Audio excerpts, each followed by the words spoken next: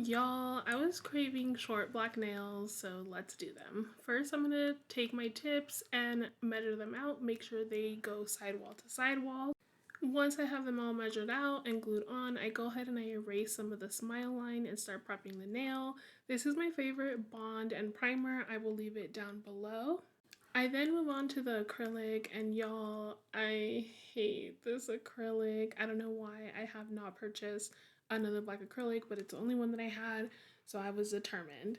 So I go in and I apply my black acrylic, and I do go over everything with clear acrylic as well.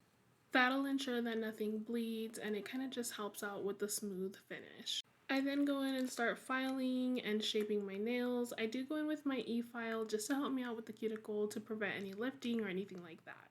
So once that's all filed and buffed, I go ahead and I apply my favorite gel top coat. I will leave it down below as well.